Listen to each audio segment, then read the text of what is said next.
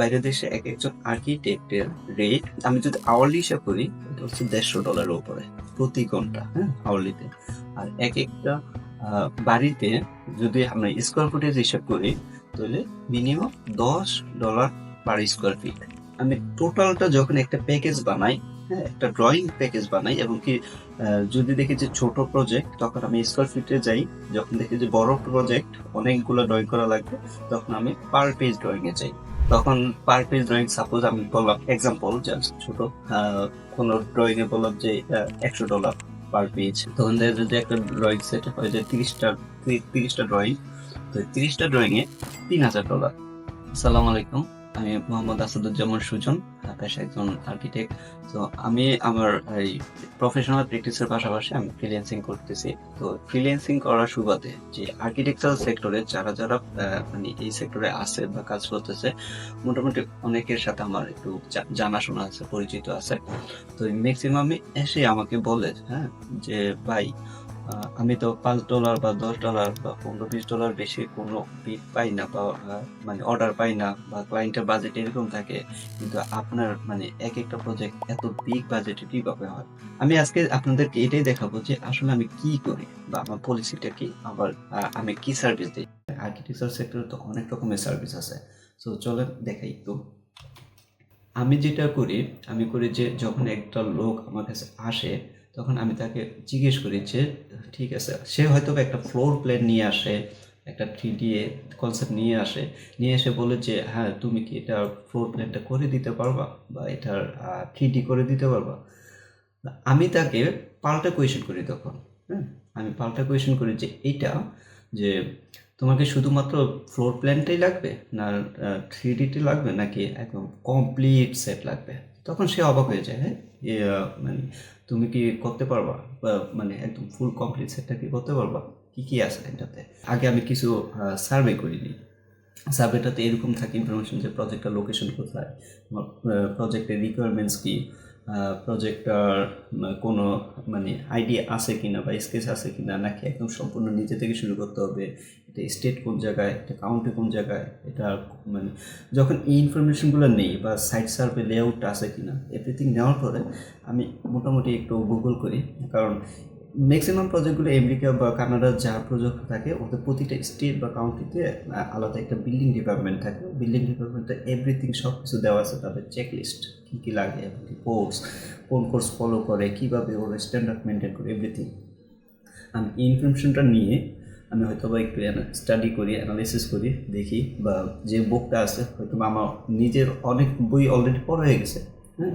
তো ফার্স্ট অবস্থায় আমার একটু কষ্ট হইতো, কিন্তু এখন পড়া লাগে না। আমি যদি দেখি যে হ্যাঁ আইবিসি 2018, আইবিসি 2014, আইবিসি, হ্যাঁ, ইন্টারন্যাশনাল বিল্ডিং কোড, এটা ফলো করে, বা ফায়ার সেফটির জন্য, হ্যাঁ, মানে এক একটার জন্য এক এক কোড আছে, অনেকগুলো বই আছে। তো যে আমি আগে ওইটা দেখি যে ওই স্টেটটা কী কী লাগে, ঠিক আছে। তো ওই স্টেটটা রিকোয়ারমেন্টস অনুযায়ী ও চেকটা মিলানোর পরে আমি কনফার্ম করে দিই যে হ্যাঁ এটা আমি পারবো। বা তোমার জাস্ট, আমি যেহেতু বাংলাদেশ থেকে, আমার স্টাম্পিংটা কাজে লাগবে না, বাট আমার ড্রয়িং 100% অ্যাকুরেট থাকবে, বাট স্টাম্পিংটা লোকাল কাউকে দিয়ে স্টাম্পিং করে নিতে হবে। তখন সে বলে যে ঠিক আছে, ওকে, আমি স্টাম্পিং পে করে নিব, বাট তোমাকে কত টাকা দিতে হবে। আমি একটু বলে রাখি, বাইরের দেশে এক একজন আর্কিটেক্টের রেট মানে আমি যদি আওয়ারলি হিসাব করি এটা হচ্ছে $150 উপরে প্রতি ঘন্টা, হ্যাঁ, আওয়ারলিতে। আর এক একটা বাড়িতে যদি আমরা স্কোয়ার ফুটেজ হিসাব করি তাহলে মিনিমাম $10 পার স্কোয়ার ফিট। এটা হচ্ছে যে ওদের স্ট্যান্ডার্ড রেট। এই রেটের একটু প্লাস মাইনাস হয়, বাট এই রেটের না নিলেও আমরা যখন একটা বাড়ির এখানে কাজ করলে যখন আমাদের একটা রেটের আমরা অ্যাডজাস্ট করতে পারি না, ওখানেও কিন্তু ওই রেটটা মিনিমাম লাগে, হ্যাঁ। এটা একটা মানে আমার একটা ফিল্ড সার্ভে ছিল, আমার অনেক আর্কিটেক্ট ফ্রেন্ড আছে ওখানে, তো ওদের থেকে জেনে নিছি। তো যে তখন আমি আমি অফার করি অনেক কম, কম বলতে আমি স্কোয়ার ফিটে অফার করি 1.5 থেকে $2.5, হ্যাঁ, $2.5 পার স্কোয়ার ফিট। অথবা অফার করি যে মানে এতগুলো ড্রয়িং লাগবে, প্রতিটা ড্রয়িংয়ের যে এই চেক লিস্ট, এই ড্রয়িংগুলো লাগবে, এই ড্রয়িংগুলো আমি সব দিয়ে দিব, প্রতিটা ড্রয়িং এত টাকা করে, হ্যাঁ, এরকম। তো আমি টোটালটা যখন একটা প্যাকেজ বানাই, হ্যাঁ, একটা ড্রয়িং প্যাকেজ বানাই, এবং কি যদি দেখি যে ছোট প্রজেক্ট তখন আমি স্কোয়ার ফিটে যাই। যখন দেখি যে বড় প্রজেক্ট অনেকগুলো ড্রয়িং করা লাগবে তখন আমি পার পেজ ড্রয়িংয়ে যাই। তখন পার পেজ ড্রয়িং, সাপোজ আমি বললাম এক্সাম্পল জাস্ট ছোটো, কোনো ড্রয়িংয়ে বললাম যে এটা $100 পার পেজ, তখন দেখা যায় যে একটা ড্রয়িং সেট হয়ে যায় 30টা ড্রয়িং, তো 30টা ড্রয়িংয়ে $3000।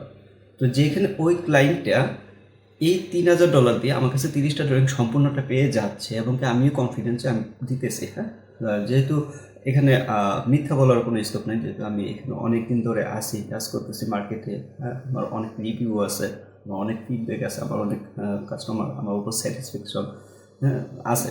তো এই বিষয়টা থেকে সেও ট্রাস্ট করে নেই, এবং কি সে চিন্তা করে যে এটা যদি সে ওখানে ওয়ার্কিং ড্রিম করতে চায়, ওর এখানে এটা তো হিউজ অ্যামাউন্ট, অনেক টাকা হয়ে যায়। হ্যাঁ, এরকম 3000 স্কোয়ার ফিটের একটা করতে গেলে $10 দিলেও তো $30,000 লাগে।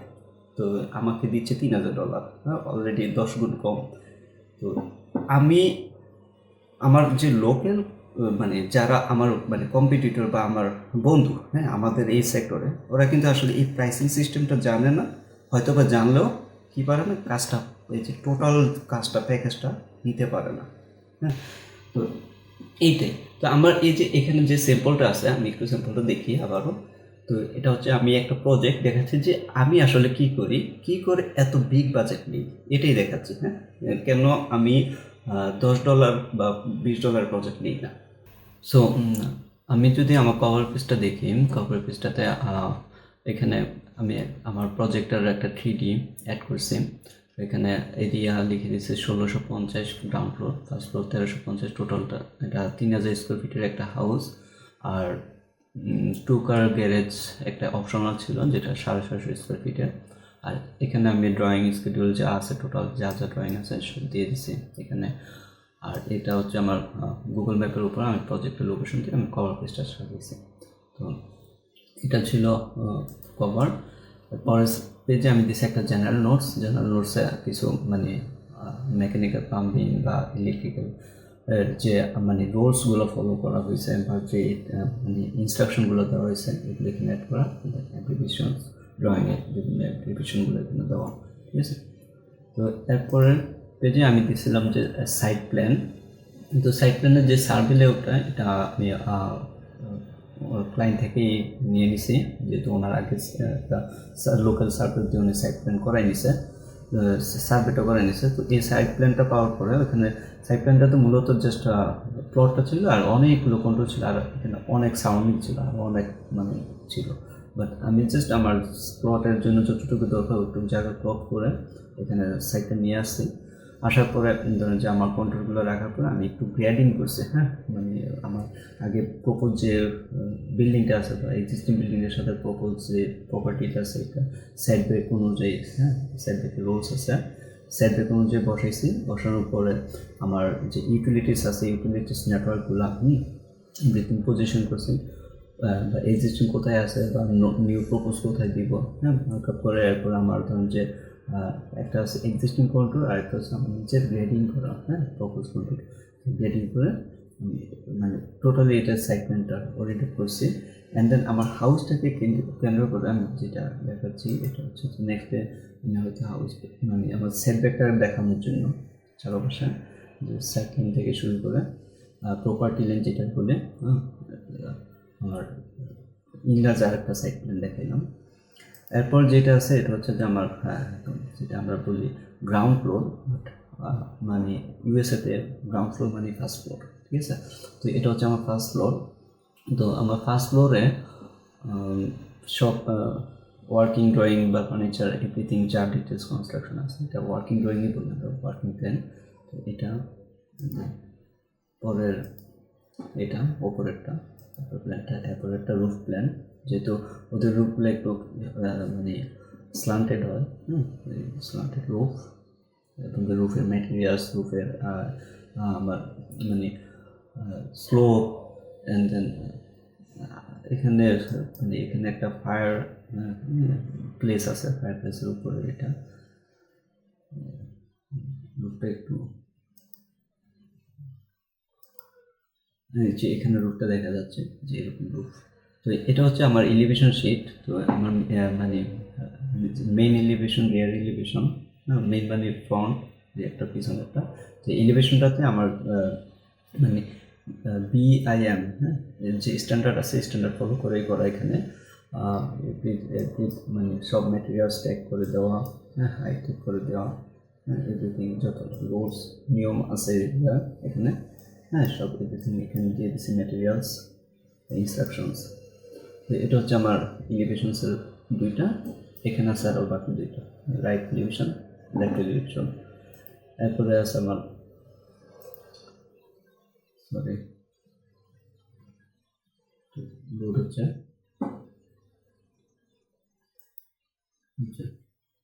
সেকশন, আমার সেকশন 1, সেকশন 2, সেকশনগুলো ডিটেলসে পড়া সব কিছু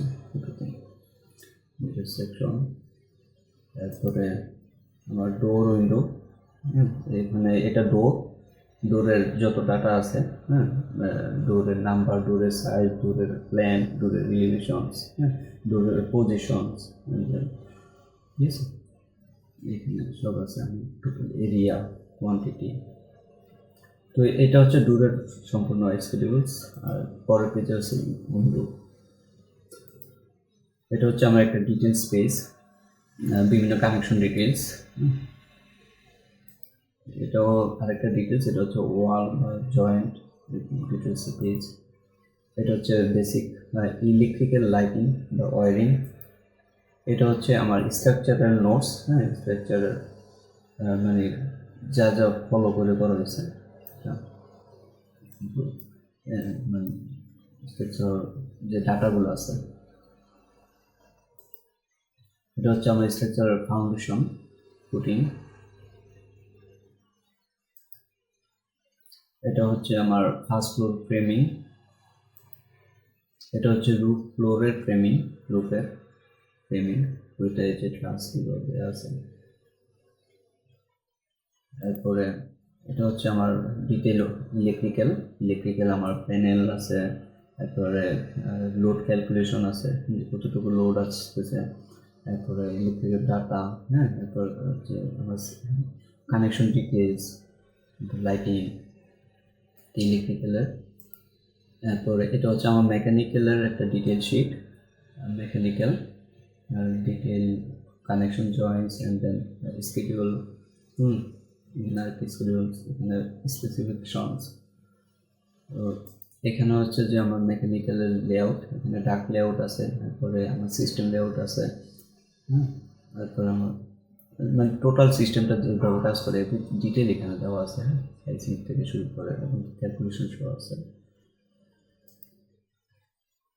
তারপরে এখানে হচ্ছে যে আমার ইসবেক বা মেকানিক বা প্লাম্বিং, সরি, আমার প্লাম্বিংয়ের ডিটেলস, এটা প্লাম্বিংয়ের বিভিন্ন ড্রেনেজ বা ব্যান্টিং, ওয়াটার যত ডিটেলস আছে, ডিটেলস নোটস, এবং এখানে হচ্ছে যে আমার ফিচারের একটা স্কেডিউল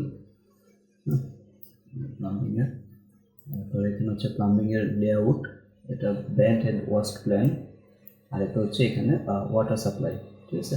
আর এখানে আর একটা ডাটা আছে, এটা হচ্ছে যে আমার টোটাল বেলুস, হ্যাঁ। তো এই যে এটা প্লাম্বিংয়ের লাস্টে যেটা আছে এটা হচ্ছে প্লাম্বিং আইসোমেট্রিক, হ্যাঁ, যে আমার লাইন, যেটা লাইনের যে আইসোমেট্রিকটা পুরো হচ্ছে, এটা শর্টকাটে আইসোও বলে, প্লাম্বিং আইসো। তো এটাই হচ্ছে যে আমি এরকমভাবে আমার ক্লায়েন্টকে আমি মানে প্রজেক্টগুলো দিই, এবং কি আমি মাত্র 2টা বা 3টা প্রজেক্ট করি, এরকম আর বেশি করা হয় না। তো আমি আসলে কমপ্লিট সেট প্রোভাইড করি, যার সব কিছু লাগবে, এবং কি এটা মানে এটাতে আপনারা যারা ফ্রিল্যান্সিং করতেছেন অবশ্যই চেষ্টা করবেন যে এমন একটা কিছু করা যেটাতে লং টার্ম করা যাবে, এবং কি এই কাজটাতে যদি আপনার ক্লায়েন্ট যে যে মানে সাপোজ কোনো বিল্ডার্স বা কোনো কন্ট্রাক্টর বা কোনো রিয়েলটর বা কোনো কোম্পানি যদি বা কোনো এনি প্রফেশন, হ্যাঁ, মানে বিজনেস টু বিজনেস, তো কোনো প্রফেশনাল যদি আপনার সাথে এরকম কাজ করে আপনার কাছ থেকে হ্যাপি হয়, হ্যাঁ, বা আপনার সাপোর্টটা তার কাজে লাগে, সে অলওয়েজ আপনাকে ফুল টাইম এরকম কাজ দিতে থাকবে। এটা তার জন্য বেনিফিটস, আপনার জন্য benefits, but just single floor প্ল্যানের জন্য কখনো সবসময় আসবে না, বা একটা 3Dর জন্য সবসময় আসবে না। সো আপনার ডিসাইড করতে হবে যে আপনি আসলে ফ্রিল্যান্সিং কীভাবে আগাবেন, আপনার গোল কি, আপনি কী সার্ভিস দিচ্ছেন, আপনার প্রোডাক্টটা কী, কী সেল করার জন্য এখানে আসছেন, এটা আপনার ডিসিশন নিতে হবে। সো আই হোপ আপনি বুঝতে পারছেন। So best of luck.